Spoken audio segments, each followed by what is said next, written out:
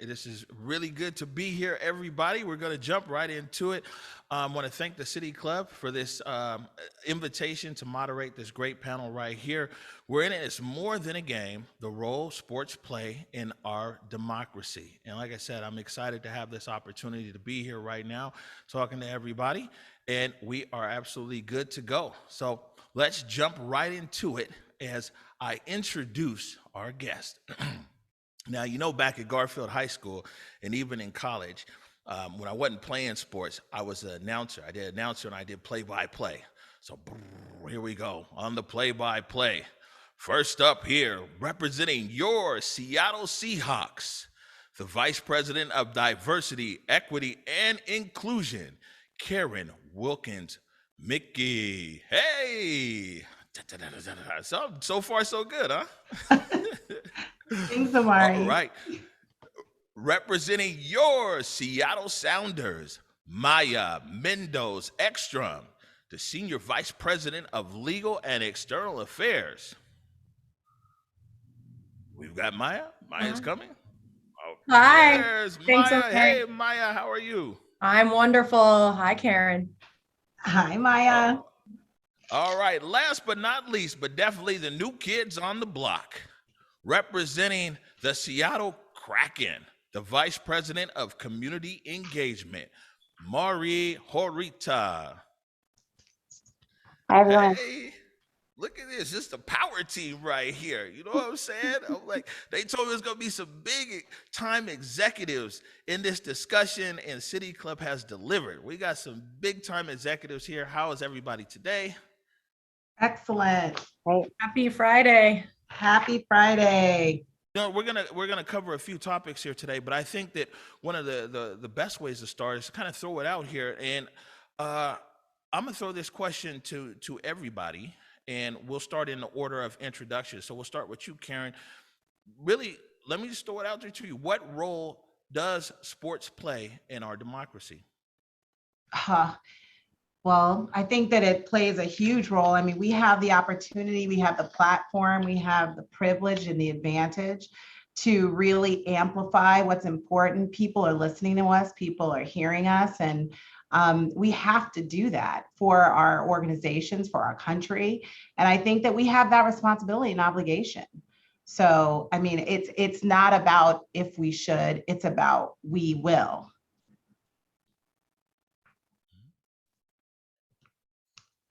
Yeah, I think echoing that, Karen, I think, the fascinating thing about the last 2 years has been, I think, a realization that sport sometimes is that convener of diverse opinions.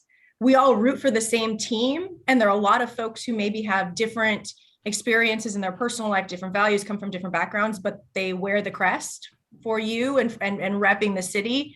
And I think, one of the things I was talking to a former college teammate of mine, and we were talking about how many of our teammates we stay in touch with. And the reality of life is being on a team and being in sports doesn't necessarily mean you all get along all the time, but you're all on the team at the same time, trying to achieve a common goal. And there is a dimension of that I think we've lost. And I always like to try to borrow from the field of play because we're in sports, and so how do you bring diverse people together towards a common goal? Well, sports is one of those places naturally that it happens. It's what we teach our kids about how you navigate conflict. You navigate it through a common understanding of where you're trying to get to collectively. And I think that's something that we missed in the last couple of years as fans, and certainly within sort of the ways in which we dialogue with each other. Yeah, I would just add on to that. I think you're right, Maya, that the coming together of different perspectives, different backgrounds, different political positions, different everything, but you find common ground either as a participant or as an observer. And it is that common ground that we need, as everyone here has mentioned, to restore some of that civility and social cohesion that we seem to have lost of late. So it's powerful because of that. And then Karen, as you said, because we have this, everyone should be doing that, but we have this unusual platform. And venue to do that. And then on top of that, we are all from different teams. In theory, we're all competing for fans. But what I love is I think we're much more powerful for it when we come together on this, because this is bigger than all of us. This is, this is affecting the whole community and all of society. And so I think that's an obligation for us as well, to work well together on that. Right. And I'll start this next question here with Maya, and then we'll go to Mari, and then Karen. Um, how has, and I know Karen, you're kind of newer to the Seahawks, so you can tell us as much as you know there. But how did the events of the last 1 year impact your organization and impact, say, the intentionality of your organization and how it's communicating here to the general public? And I know that, as somebody who's I'm on social media, I know that sometimes your organizations have made bold statements and you've gotten a lot of pushback, and some of it has been not so nice, especially on Twitter and things like that. But how has the events of the last 12 months really, or 12 months plus, really impacted your organization and how you're communicating, especially around issues of diversity? And we'll start with you, Maya. Thanks. It's a really good question, Amari, and I think it's one of the interesting. I want to hear Amari's answer, and I want to hear Karen's answer to this, because I think we're all in a little different state of evolution.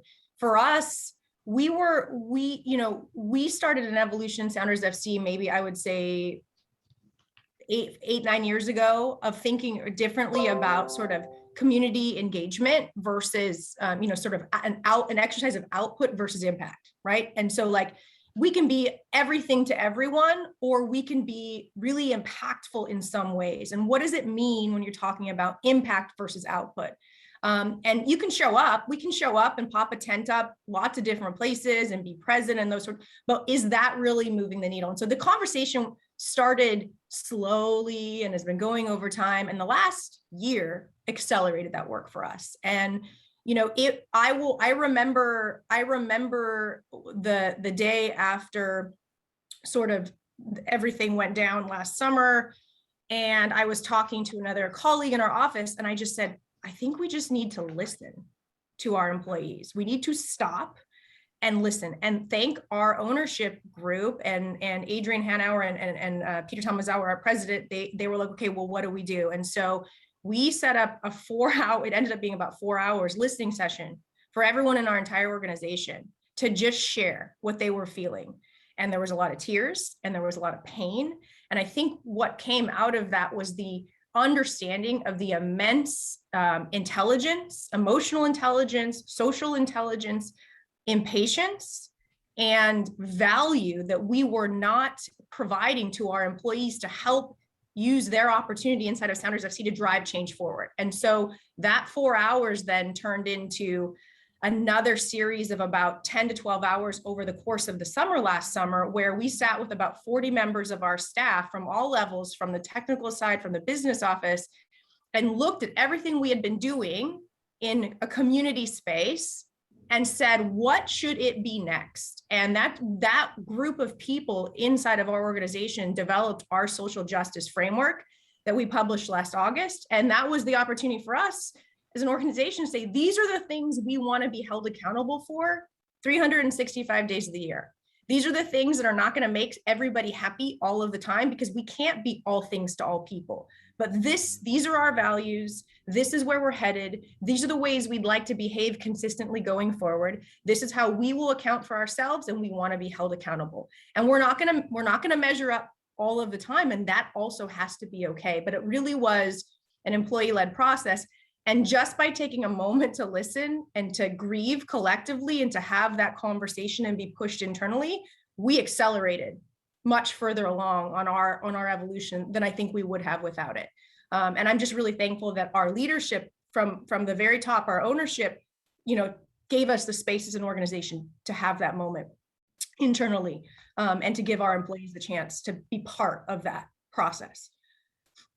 Yeah, I mean, I think ours was the same. I think it was about listening and hearing. I mean, I wasn't here last year, but I saw it. I saw visibly, as an external person looking in, all of the great things that we were doing. We were very visible with what we believed in. And I think that's the thing. You have to be on the right side, and you have to stay firm with what you know to be true and not back down and say, this is right. Like, this is what we need to do. And we also, stopped and we listened to our employees. And in my role coming in, it was all about like inside out, like really understanding, like amplifying our marginalized employees and talking to them and finding out like, hey, what is it that's important for you so that we can unify with players, like what's important to the players and unify in that message so we can go out and really amplify those things and then leverage our platform because we have that opportunity, which is what I started when we first started talking about our collective advantage, but we definitely have that opportunity. And I think that it did start us on that track of like what it is that we want to do around social justice and even us coming together as the sports teams in Seattle to make a difference. So I think we were very visible in what we've done, even though I started after, the fact. I think that I'm really proud of that. Even me coming in, that was part of it. I mean, we were going to bring in someone of my position before, but it did accelerate it. Absolutely. And so I'm really thankful for that opportunity.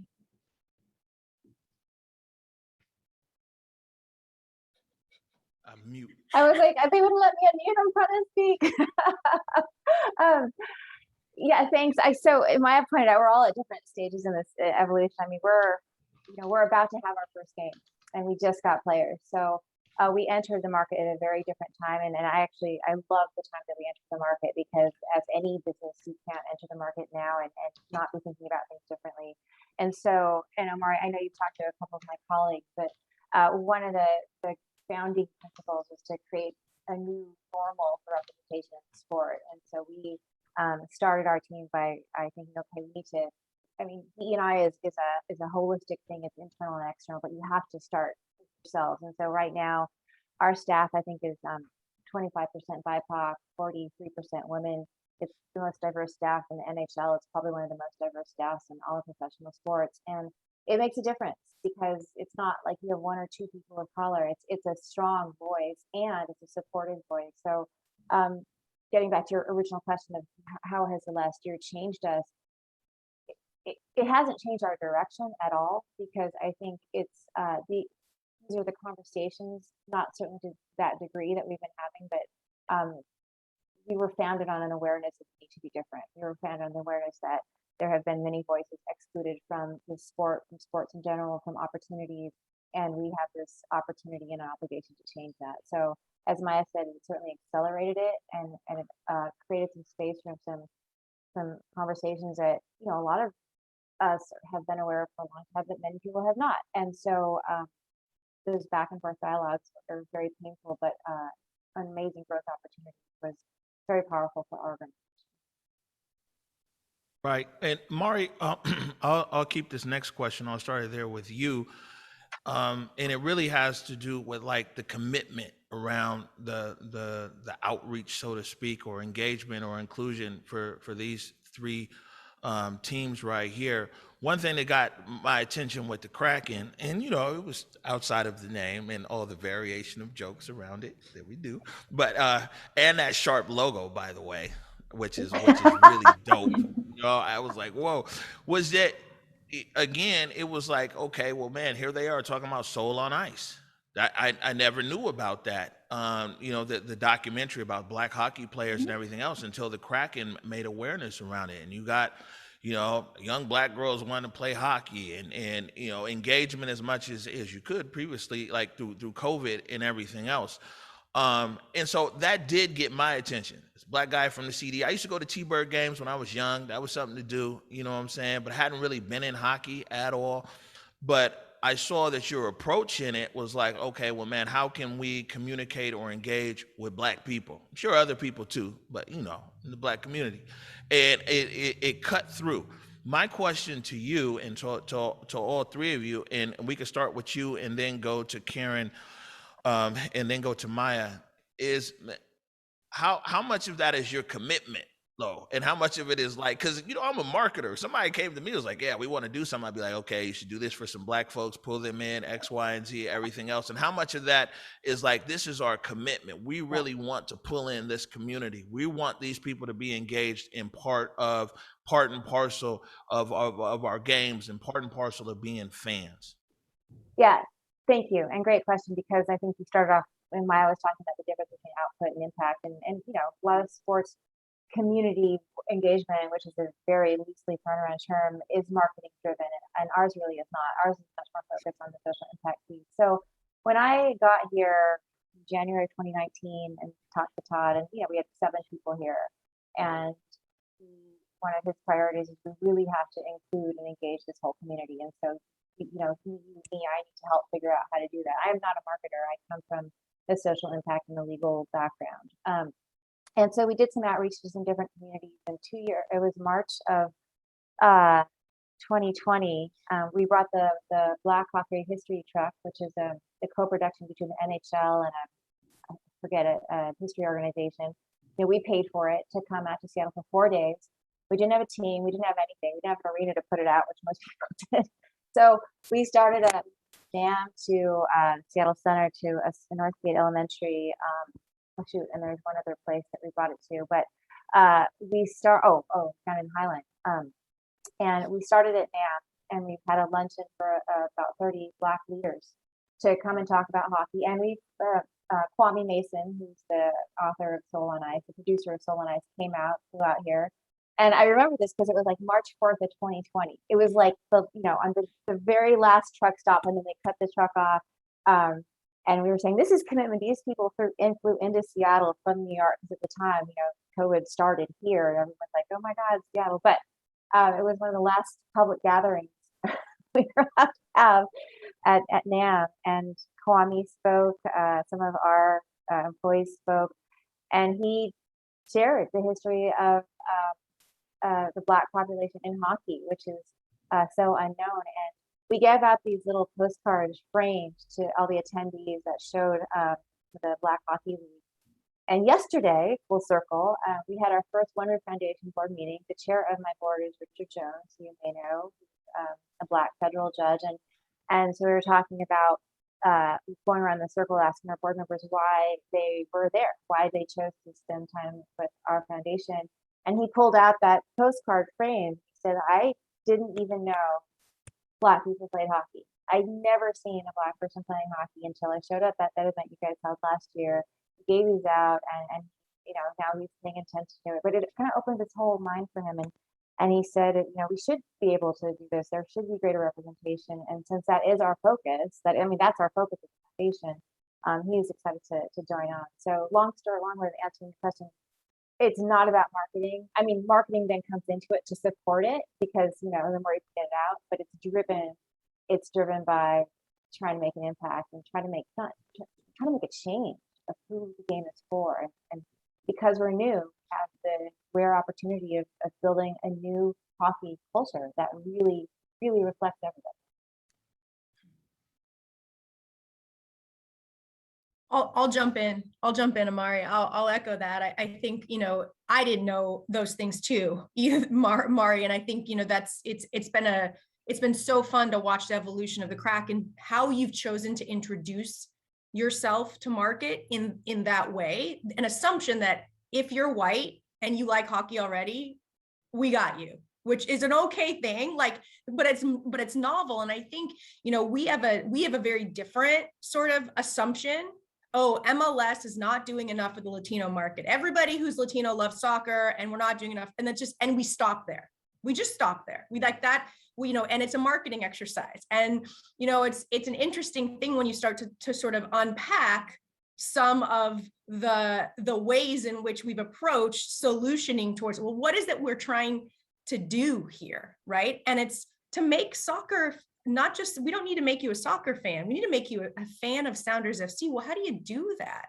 And we talk about impact. It's about showing up, and it's about showing up 365 days of the year in consistent ways that generates genuine love and value for the brand. And it's not about a one-time transaction ticket sale, you know, it's about an intergenerational impact. And what does that really mean? And it means, you know, I think one of the things it's meant for us is we've had to develop a more sophisticated way to have a conversation when we show up, right? And so if you walk into a community room in the CD or in the international district, you have to listen and you have to understand and you have to be willing to say, how can soccer help you, right, small business owner, achieve the results that you want? How can soccer help you, community organizer, achieve the results that you're looking to drive in your community? Because you live here, you work here, you play here every day. And I think that's been something that's been a change as well in the last 5 or 6 years, but it's certainly something that's been wonderful. And Karen alluded to this, sort of like the power of all of us coming together. I think all of us are in that place. What makes Seattle so cool and so different is that we're all values led that way now. And so the expectation is that when you get one of us, sometimes you might get all of us. That's right. We all call each other and say, you know, I was talking, we were down and we were at home site and we were talking to them about what they're doing for, you know, how they're thinking about housing and development. And we're having those conversations in sports, not just like, hey, are you guys going to pop a 10 up at that 5K that's at Green Lake next week? And that's been the evolution of the conversation internally for us. We've had to have a more sophisticated appreciation, understanding, be more informed about issues that are affecting not only communities in geographic locations in our region, communities as we think about communities of color. And, you know, the conversations that Mari and Karen and I have are about health outcomes for kids and the intersectionality of environmental factors and health. And how can play help that? And that's, you know, the secret sauce of sort of what I think we're doing differently. And, you know, that's real. That's the work, you know, and if soccer can make that sticky, if the Sounders brand can make that sexy for somebody else, man, then we've done our job right. And then, oh, by the way, I hope you're a fan. And, you know, I hope you come to a game sometime. And I hope that we can make it accessible for you to do so. But that's the impact.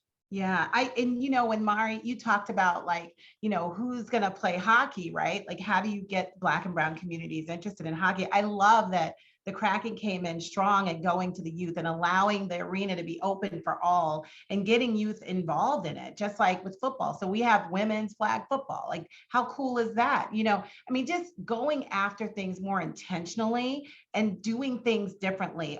You know, we haven't talked about our collective advantage and some of the things that we have done, but even, you know, our WIAA and going into the schools with gender equality, like showing that, look, you know, football can be for all people and being representative of that and showing that brand in a very strong and intentional and purposeful way. And I think the Seahawks have done a great job at that. And I think our community team is just so out there everywhere. We have 12s everywhere. And I think our community team has just done a fantastic job at representing well in every pocket of Washington State and beyond.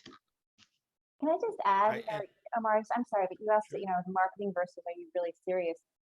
We also, you know, have some pretty notable firsts. I mean, we hired Everett Fitzhugh, the first ever NHL play-by-play Black announcer. And we hired JT Brown, the first ever Black color analyst. I mean, the league's been around for a while, and yet no one else has done this. So we really need it, and I think we're trying to back it up in a number of different ways. Right. And I would say this, and Karen, this might be a question here specifically for you, because I know you work in the internal operations there at the Seahawks.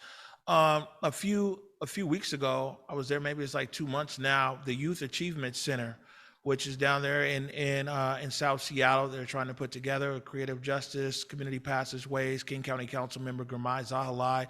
And I was out there to signal boost because they were trying to raise money for that.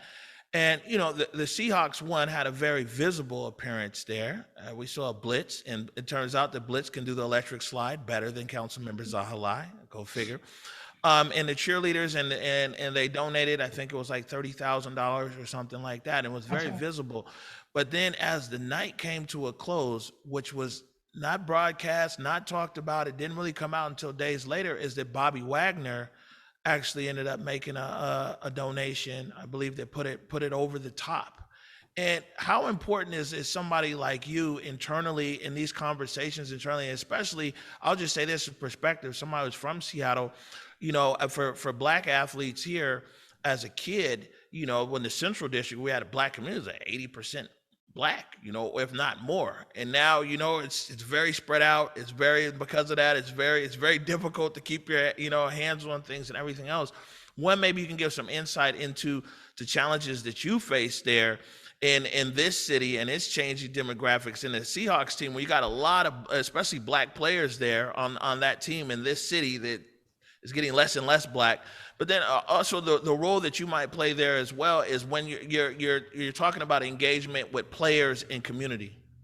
Yeah, I mean, what's so cool about the Youth Achievement Center and even that with Bobby? Like, I love that what we're doing is we're focusing on the Youth Achievement Center with leveraging the platform of the Seahawks. And I love that our players step up in such a strong way and in such a silent way. Like, it's not about, when you talk about marketing, like, it's not about like, look what Bobby did.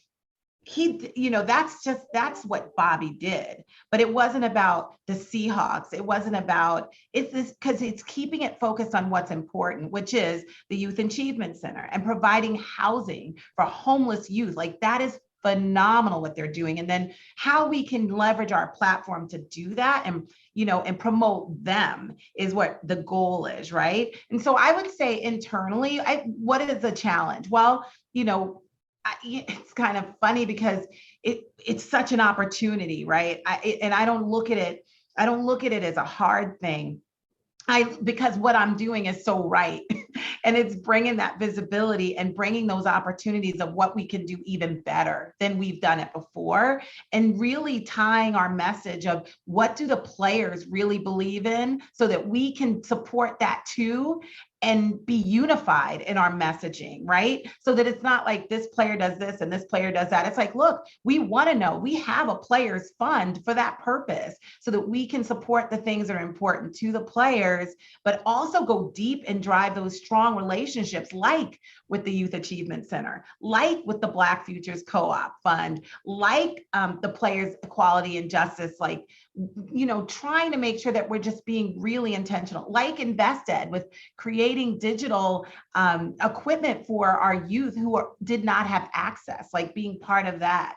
There's so many great things we can be part of, and we're everywhere, but how do we focus in and be really intentional? So I would say that my work has just kind of given us some focus. And what I continue to do is make sure that we're really aligning in economic stability. How are we affecting homelessness? How are we affecting health, access to healthcare? What are we doing around education and making sure that we're helping our youth? It's not always about, it's kind of weird, it's about football, right? But there's so much behind the game, and there's so much that happens, and there's so much that our players are interested in. And you talk about the representation. Yes, 75+% are Black or brown players. And then representative of our staff, we are growing our representation for sure. And that's really important. But more importantly is, what do our employees want? What do our players want? How do we unify? And how do we focus on creating an inclusive culture internally? How do we want to be viewed externally as well as internally with our community? So hopefully I answered that. I know there was a lot there, but hopefully that answered your question. It really did. And I want to share this with all three of you guys, right? Is that people who follow me and follow Converge know that I'm just one of the biggest Mariners fans that you'll ever bump into, right? And I'll just say this: it's not X's and O's. They kind of break our heart every year. We still keep our fingers crossed. But the reason why I'm a just diehard Mariners fan is I was maybe 10 years old, and Alvin Davis came up to the Central District, the CAY, and Alvin Davis would come in and give us tickets to go down there to the Kingdom. And as a 10-year-old kid, I grew up right on Jackson Street, and you could walk all the way down Jackson, go to the Kingdom. People don't realize that was big. King County Stadium was massive. Man, the seats were somewhere, maybe 300 level, but we were there. You see Gaylord Perry and all these people there in the keynote, but it was the fact that Alvin Davis was intentional and came to our neighborhood and would give us tickets to the Mariners game. To me, the Mariners can do no wrong, you know, and you got to imagine that this decades later, commitment is still with the Mariners. Of course, I go to the ballpark. I want to see them win every time, but it's about the experience and it's about the connection with this team. And so I do know that being in, and this was back when Alvin was doing that, it wasn't about, nobody had titles, DEI or this or that or whatever. He was just like, man, we need to get our kids in the ballpark. And here it is all these years later. I'm a lifelong Mariners fan and supporter. So these efforts that you guys make to want to engage people and engage young people and everything else, you just never know how that turns out, you know. And my kids now, they're big Mariners fans. It was generational. That one gift from Alvin Davis is a gift that just kept on giving, you know what I'm saying, for the Seattle Mariners. I wanted to switch it up here, and then we have some questions that are going to come in from the audience. And I wanted to start this one with you, Maya, because you have a very international organization there that, like, historically, when we look at sports, and, you know, I kind of look it through the lens of my community. But when we look at sports here, is that whenever athletes, especially black athletes, but whenever athletes are put up in an international realm, then America gets behind them because it's America against the world. We see that with, like, the scripture here. Jesse Owens is a perfect example. He came back home, died broke. You know what I'm saying? But at the time, it's like you're taking on Hitler's, Superman and all these kind of things. And we find these examples in sport when the stand up is against another country, then America's with you. But when you stand up for democracy at home, America oftentimes is against you. We find that in contemporary times here. We look back in Colin Kaepernick, but you go back to the 1968 Olympics with Tommy Smith and Juan Carlos, we're holding up the black fist with the glove there.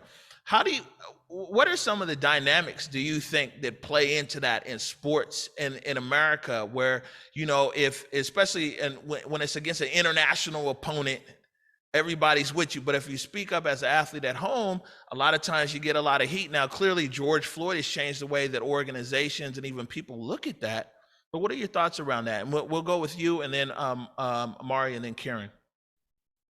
There's so much in that question, Amar, to unpack. I think you're right.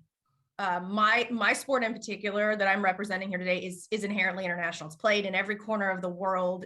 Our professional league is not even the most watched professional league in my sport.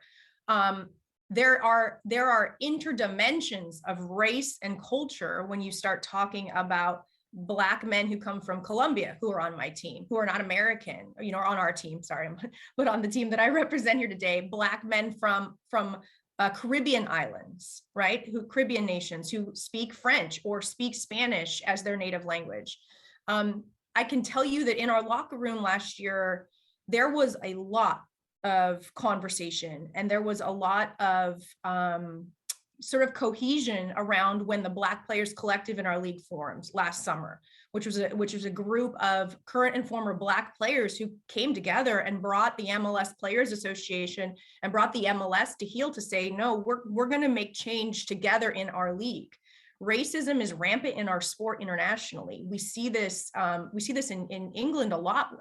Black American players that have gone abroad to play, who are subjected to consistent racist abuse online. Black British players go to play in Italy, and the Brazilian players who go to play in Italy, and the ape chants are still very prevalent. You've seen UEFA cracking down and emptying stadiums, requiring teams to play with no fans, which is a massive revenue hit for those teams. And so it's a big international challenge for us. I think locally, it's interesting to, I think this was Sue Bird last summer was talking through these things. Like, I am a woman, I am gay, right? And I play in a male dominated sport. Everything about my worldview essentially is political. Like, you don't want me to talk about politics? Well, you politicize every aspect of my life externally, right? And so it's about taking the microphone back. And I think that those are the people in our own market that are leading in some of these conversations, sort of break through that sort of just stopping at, well, this is about racism, or this is about, and I love that she is pushing us in the male sports to have the same kind of voice. And when I say our locker room was a little bit in sort of in close conversation last summer, one of the things we talked about a lot in the business office was, as Karen said, how do we let the team know that we have their backs, that they can take the same bold steps that players in the women's game like Sue Bird were taking and WNBA were taking. And the day that the boycott happened, the bubble stopped, right? The WNBA bubble stopped, and our team was down where we were in LA. And were we in LA? I can't even remember. We might have been somewhere. I think we were in LA. And we knew that this was happening, and we were having this conversation, and we were like, we've got to let Coach Schmetzer know that when the players wake up from their afternoon rest, because they were rest respite before the match, that if they decide they don't want to play, that the front office has their back. The front office is okay with that. The front office will not, we'll call front office to front office, which we were doing in the background. And it was one of those moments where we realized that we didn't have the internal sort of structures in place to be that club that gives the players that much support in that moment. And I think that's something that has made us better. And so when we look at individual players, we look at other sports that have had to play a more politicized role in just how they are presented in the world. I think sometimes the reflection for us on the men's side of the game has been, how do we support our players in that moment, and our recognition that we have to provide that support. We have to. Now, they're not going to boycott and walk off the field every time, but when that conviction is so united and so strong, that we have to be aligned in the front office to support that, and to be clear with the league and communicate transparently with the league, with our opponent in that situation, and to make sure that they know we have their backs. And that was really the first time that we had been presented with that, and that was last summer. And I think, as we have had a more sophisticated conversation about racism in our own organization, it has become easier to be supportive and aligned on those things, and to make sure that our players feel that way. And we're not perfect yet, but we also have this complexity of having, we do not have a Black American on our first team roster right now. And that is a different complexity for our locker room. It doesn't change. It just adds layers of intersectional sort of conversation to that dialogue. And so it's really important to be aligned. All right. Any other takers on this one? I mean, there we go.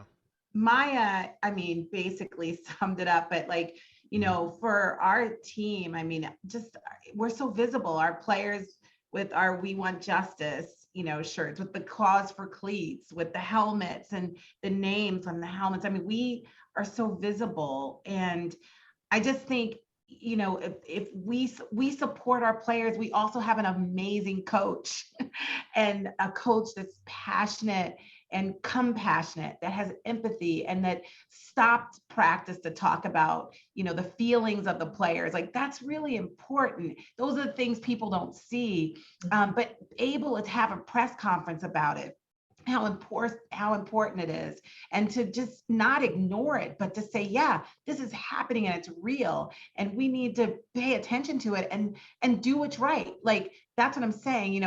We want justice. Who's going to say we don't? Who doesn't want justice? And so the way I see it, the more that we amplify the messaging that's important for the players, but then, like Maya said, supporting the players too and what they want to do, I think that's really important. But having a coach that also is supportive is key, and we're so fortunate. And then the league, with their Inspire Change initiative, and us just supporting that, in addition, doing a double click to Inspire Change, and then also advancing racial equity and creating those commitments and having actions around those commitments is really key too, and making them very visible. So yeah, hockey's a different sport altogether, as we alluded to. I think there's 44 active players of color in the league of 32 teams. So it's it has not shown up in the same way that it has in other sports from a player's perspective. I think last summer, Matt Dumba took a knee, was the first player to take a knee. He's half Filipino, actually, so he's biracial. And then a couple people stood around him, but it was, and that was in the hockey world. It's like, oh my gosh, this is happening. So we have some, catching up to do on the just the team side. And there's reasons that hockey is as wide as it is. It comes from really cold places. It's not as prevalent like soccer would be all over the world. And so the league has certainly been working with a different, like the Brookings Institute, to look at demographic studies and any the business perspective. It's like this needs to shift clearly over time. And last year they came out with their first anti-racist whole set of initiatives, really after the culmination of about 3 years of saying, all right, let's own up to this, let's talk about it, and let's put some steps in place. And so, it's totally a work in progress because it's just coming from a very different place. But I think, again, coming with us, I don't have stories to share because our players just got here, and it's a different demographic of players. So it will be interesting to see how that goes forward, because our team as an organization definitely stands for, I think, some pretty clear things. And we want to support our players, absolutely. I just don't know what their primary points of interest are. All right. So I guess we're going to go into maybe a small lightning round here, as we have some questions that have come in from our audience here. And we'll start this one with you, Karen, and then we'll go to Mari, and then we'll go to Maya. And it says, and some of this you've touched on, but we'll elaborate here because it's a question from the audience.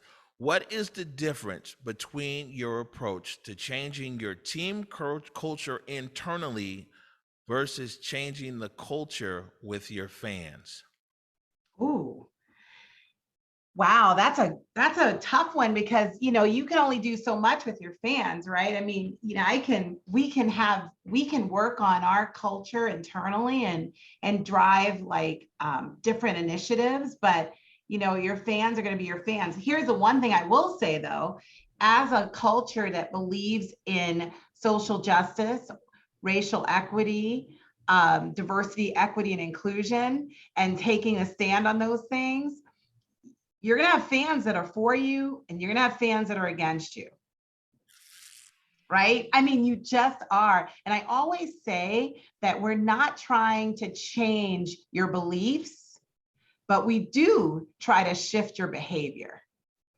Right? It's not about your beliefs or your beliefs, but your behavior and respect for all is something that I work to really focus on. So it is difficult when you have a fan base that, people love football, but that doesn't mean everybody's going to believe in what you believe in. So if all our players come out in their "We Want Justice" shirts, you may have fans that say, "Oh, here we go again." That could happen, but I can't control that, right?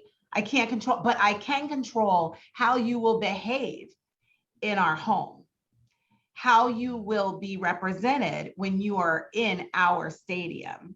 And I think that's where we do have a little bit of controls. And, not by going around and saying, but you're going to respect what we put out there, right? If you're in our home, you're going to respect our home, right? And I think that's what's really important. So it's a hard one to answer in terms of changing our fans, but I can let our fans know who we are and what we believe in, and then amplify that message and not be afraid of it. That's so important. Not be afraid of what you believe in and what you stand for, because it's right. It's right. And then fans will be with you or not. And we can't control that. Any of our sports teams, none of us can, right? And I think that we have to be okay with that. We have to be okay with that. Yeah, I agree with that. I think the way that we show up on the different social media platforms is putting it out there what we all believe in, and you're going to gain some fans and you're going to lose some fans. And so you do have, by doing that, by being pretty open about what we believe in, the people who really have a problem with that will self-select out. And when we're working, because everything's new, we're working on our code of conduct. We talked about costumes and behavior and all these different things. So to that extent, I think you can control a little bit. You can't control what someone feels in their heart, but you can control how they behave when they're in your house. I think that there are three things sort of hold true internally and externally. It's consistency, it's accountability, and it's authenticity. And those are the three things I think that should control our internal values and our external values. I don't think we're there all the time, but I think internally, one of the things we've really tried to do, and Karen, you mentioned this, our values are important, but we are all colleagues of each other. And so our behaviors are what we have to work on all the time. And it's not any different than the team, right? The best state of all functioning teams is that you can live in a world where you are respectful of each other. You can clearly communicate in truthful ways without disrespect. And I think like that's a cultural sort of evolution of teams generally. It's one that we have to continue to work on as an organization. I think the best things that have happened in COVID is we've all been humanized a little bit more. The worst things that have happened in COVID is we are separated from each other. We all work in sports because we're inherently social, and we're remote right now. We don't see each other except on match day, and even so distanced and masked. And it's this bizarre set of rituals for our industry. I love sports because I hang out with 20-year-olds, and this time of year when we're getting ready for playoffs, the buzz in the office is usually amazing, and we don't have that. And so how do we create a dynamic where we can have those informal conversations, create those relationships, build that trust in a COVID context? I think that's been an innate challenge of the last year. And it's one that has actually forced us to evaluate our cultural norms and our behaviors more discreetly. When I say sort of accountability, authenticity, and consistency, that means that you're doing it 365. I keep saying this, but that is a value that we add that to sort of those things, those behaviors and those values. You have to show up. You have to be that vision, that version of your values and the place you want to be 365 days of the year. And you have to be okay when you're not. And part of that is calling out yourself. I think, as you know, we're all senior leaders in our organization and we're all fallible. We all make mistakes every day. I've probably made 7 today. I'm sure I have, but I think part of it is also showing that, demonstrating what that accountability looks like. And that especially when we start talking about some of these harder conversations, about like, look, I walk through the world, as a Filipino white American woman, and I have a lot of privilege that I know I have, and being really honest about that and my privilege sitting in the seat of power that I sit in is really important. And sometimes it's really hard to call someone who's senior out on that privilege. And so making it a safe space for someone who's junior to me in the organization, who has a different lived experience, to call me out when my privilege is showing is something that, is a hard thing to do, but it's something that we all have to keep getting better at. And it's really hard in Zoom land. I think Karen said something earlier to sort of this effect of like, just the ability to walk, like maybe it wasn't this conversation, but the ability to walk in Chuck's office, like, right, Chuck Arnold, president of Seahawks, white male, and have a conversation with him. Like, other people see that too. And so it comes from a shared sort of values-based, I understand that we are all evolving from the top. And I do think, whether it's Todd for Mari, certainly in our world, inside of Sounders FC, but certainly for Karen, having that capacity, like to have a leader and an ownership group that's very carefully caring about these issues and wanting us to talk about these issues and daylight these issues, is part of that cultural change and that consistency. Stuff. I think we got time here for another question or two. And by the way, for as far as the Seahawks go, right? It was like this is my first year actually watching football again. Like I was so put off by Kaepernick and how like the NFL's response and really America's response to Kaepernick and the president of the United States at the time, and called people all kinds of things and talked about their mamas and everything else, and I was like, no, I'm good. I'm good on the NFL. You know what I'm saying? Watch a game, support nothing. People want to give me Seahawks tickets. Nah, I'm all right. And it wasn't even our specific team, the Seahawks. Well, they've always been out in front on stuff. But as a fan, I was like, nah, I don't want nothing to do with the NFL. And so you're right. You can't either way. You can't control the fans. You know what I'm saying? Something happens. Even though Seahawks ain't do nothing wrong, but I still shut the Seahawks out. Yeah. For almost 5 years, right? Yeah, Amari, Um, I actually had friends that said the same thing as you, that were like, I'm never watching again. Like I remember that time, and I remember people saying they weren't, it took a long time for people to trust and come back as a fan. That was a really good example. Yep. All right. We'll start this one with you, Mari. This is from Peggy. And we'll go Mari, and then we'll go Karen, and then Maya. From Peggy, do you have recommendations for young people wanting to get involved in the DEI work of sports organizations? What are some concrete steps they can take? That's a great question. To be honest, I don't think I'm kind of thinking about this.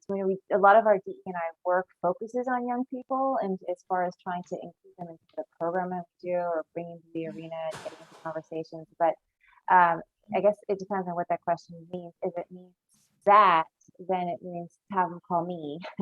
If it means like from a internship type of perspective, I don't think we've built anything like that out yet. But I would say, honestly, for the Kraken, if there's someone, a young person out there who wants to know more about what we're doing, then have them call me. I think having this role, when I started in DEI, like it wasn't a thing, right? It was like diversity recruiting or something. And there wasn't a college degree. I mean, my degree is in communications. And so everything I've learned is through practice, passion and practice. So if you have a passion in diversity, equity, inclusion, it starts there. Then if you're in school, take courses like sociology, psychology. If you have a human resource management class that you could take. I started in HR. I now work directly for Chuck Arnold, the president, but I've had an HR track and a staffing track, but I always focused on diversifying an organization. I always looked for underrepresented minorities and finding opportunities for them. And I always looked for the opportunities in an organization to diversify in any way I could. And so it just kind of happened for me. But nowadays, there's courses to take, there's certification programs. You can do an internship in HR. You can start there and work your way into like a community role. You could reach out to people like us, connect with us on LinkedIn and we can help have other conversations with you. But there are programs. And if you want to be in the sports industry, you take sports management. And then a lot of people don't realize that now diversity and inclusion has become big in sports. So people actually are looking for people to do what I do now within sports. So I think that would be great. And then yes, Seattle U and what we're doing to help diversify their MBA program and provide fellowships. Like we're doing that right now here in Seattle and supporting Seattle University for MBA. If you're a student that wants to go and further your education, Seattle U is something that we're doing intentionally to drive diversity within the sports industry. Mari and Karen both said it. The sports industry, like every industry, is not going backwards on this stuff. And I think what if you missed it in their comments, what they're both saying is that the principles we're talking about should permeate every aspect of our business. Like they're becoming part of our brands and our brand values that are out there in the world. So when you buy a ticket to the Seahawks, you are doing this work. When you buy a ticket to the Kraken, you're doing this work. That's where we want to get to, right? When you come and show up for Sounders FC, you are contributing to our collective impact in the world. And so that means that if you want to get involved in this, it ain't a department. It ain't a community engagement department anymore. This is part of our brand. So if you are a seller and you love ticket selling and you can speak to these issues and do this work, awesome. If, I will tell you, we had a fantastic partnership that literally was put together over the holiday break, which is never how these things happen, with the Puyallup Tribe of Indians and Emerald Queen Casino. We made sure that it was the Puyallup Tribe of Indians that were our partner on our Hendricks community kit this year. And we made sure that that community kit gave money back from sales to align causes, both the Hendricks family and their foundation and our work with NAM and our Books and Balls program with NAM, but also to the Indian education organization that works inside with the Puyallup Tribe inside Tacoma Public Schools to advance their efforts.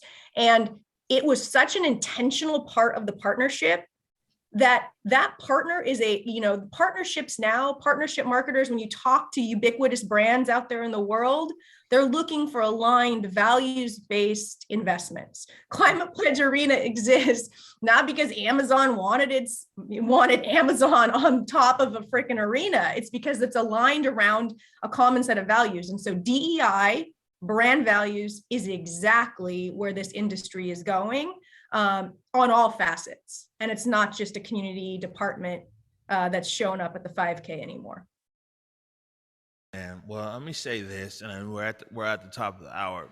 I definitely want to say this to our viewing audience, is that for people that know me specifically and know Converge, is like, I wouldn't even waste time trying to moderate anything if it was organizations that didn't really have high values and qualities and standards. And I could probably tell you guys, I could go off for 30, 40 minutes on each one of your organizations of the stuff that you've been doing. I got recommendations though, and I'm gonna email people, you know what I'm saying? I know you guys would be happy to hear, but the thing is that, man, it's not smoke and mirrors. And a lot of times in Seattle, especially right now, we find reasons to down ourselves. Oh, Seattle's not doing this, we're not that, crime here, homeless there. We should also take a moment to applaud ourselves for like fantastic organizations like yours that are leaders, not only here in this city, but you guys set an example nationwide of what's possible and being innovative and then doing the right thing. I would tell, Mama always says, there's never a wrong time to do the right thing. And there's never a right time to do the wrong thing. And these three organizations right here have exemplified that. And I'm definitely, a hard-nosed critic when I need to be, but I'm also fair and I always tell the truth, you know what I'm saying? And the truth is that you guys are doing a great job. And I really look forward to all three organizations continuing to innovate in this space. And don't forget that story I was telling you about Alvin Davis, just that intentionality of just coming there to the Central District all those years ago and giving us tickets to watch the Mariners in the Kingdome. And you got a lifelong Mariners fan right here. Karen, Maya, Mari, I want to say thank you. Thank you, Amari. Thanks, Amari. Hey, send me those recommendations. Yeah, me too. Mm-hmm. I got you. They're coming at you. All right, everybody. Thank you for joining us.